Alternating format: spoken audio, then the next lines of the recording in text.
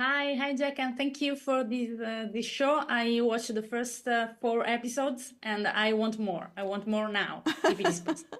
Thank So, you. watching the beginning of the show, I thought that Marvel had never done something like this.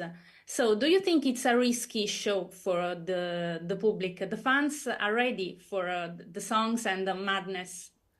Um, is it a risky show? I mean, maybe in that it's not super standard, superhero fare. But I think Marvel's taken a lot of risks, over their many, many, many years of work. So I don't think it's too risky. But it is my hope that the fans are will show up. I mean, it seems like there is enthusiasm and I mean, I'll show up for anything with these actors in it. So. If you had to choose one single characteristic of Agatha All Along that makes this show unique, what would it be for you?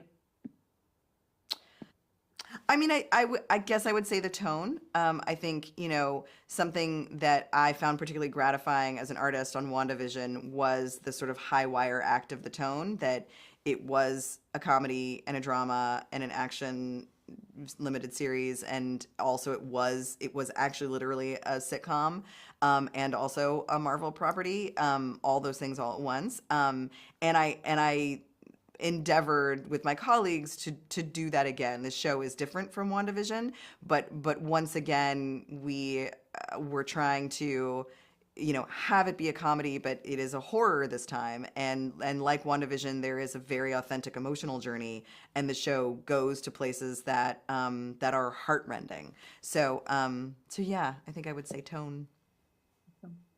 And today there are a lot of female characters in the world of cinecomic movies and series, and there has always been a lot of discussion about the need to make this character important and meaningful.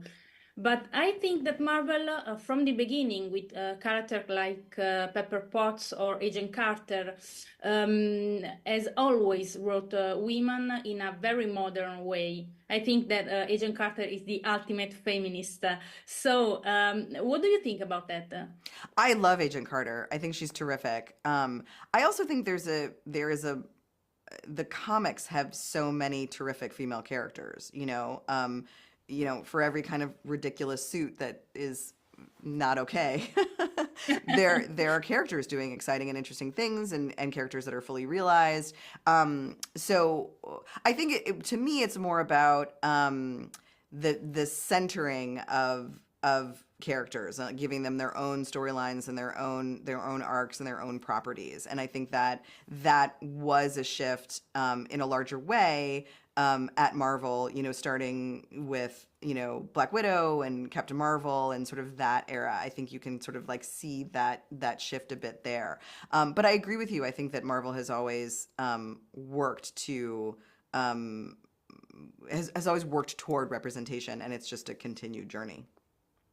By the way, thank you for a Black Widow movie. I loved it Oh, I'm totally. so glad. And just one quick question: what do you think makes Agatha Harkness worth to be tell? So I'm really sort of enamored by the fact that she is like unapologetically after power.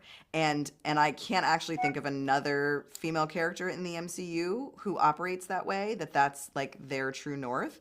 And I've written for a lot of these other women, and they each have their own distinct relationship with power, and some feel conflicted about it, some are unfamiliar with it, some are learning to harness it, but Agatha is just all about it. And I think that is interesting and different and provocative and worthwhile, and it's something that it's sort of like a piece of myself that the show kind of helps me tap into. Thank you very much, and congratulations for the show. Thank you. Ciao. Thank you. Ciao.